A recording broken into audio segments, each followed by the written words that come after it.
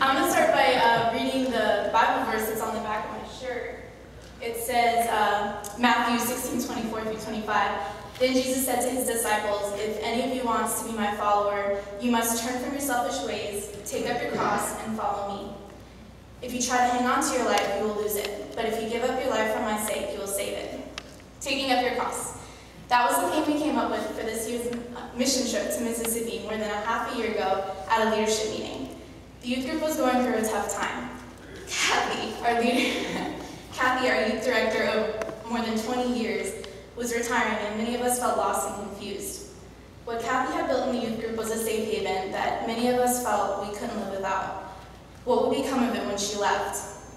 We were preparing for the change, and after unanimously deciding that we had to go on Choctaw no matter what the cost, we realized that the kids at John Memorial UMC, where we teach VBS, would be hit just as hard by Kathy's retirement as we were. So we started our plans for this year's lesson, a program about embracing change and letting God use it to make you stronger and glorify Him.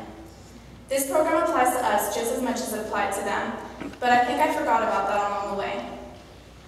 As we do every year, we divided the program into 5 separate lessons that pertain to the theme. This year's was a series of steps that we felt were important in taking up your cross: change, new beginnings, sacrifice, empowerment, and devotion. Change is the crucial first step. It's needed for the other 4 steps to happen. In our case, as well as the kids at John Memorial, that change was Kathy's absence. New beginnings is the beautiful thing that change offers you. It's a chance to start over, and as scary as it is, it's one of the most wonderful gifts that God offers us. A clean slate, but it's only available to you if you're willing to let go of the past and focus on the future, something that I wasn't ready to do. Sacrifice is where the work comes in. No one said that taking up your cross and being a disciple would be easy. In VBS, we mostly talked about giving tithes, using the example of the widow that gave everything she had. But I think sacrificing your time is just as important. Empowerment is personally my favorite step. God has empowered me to do things I never could have done on my own. For example, standing in front of the entire congregation and giving a testimony. Before taking up my cross, I cowered at the thought of just meeting new people. God helps you to grow in a way that the help of no human being could do.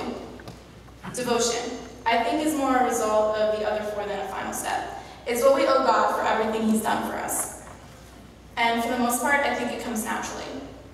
Unlike sacrifice, where you sacrifice time in service to Him, it's important to devote time to being alone with God. While preparing for this year's trip to Mississippi, I think I lost faith in us as a team to be able to pull it off without our old youth director. In losing faith in us, I was really losing faith in God. I credited Kathy with making youth group a safe haven and being our driving force, but shouldn't I be giving the credit to God? I was using Kathy as my security blanket. I felt like nothing could go wrong as long as I had her familiar leadership.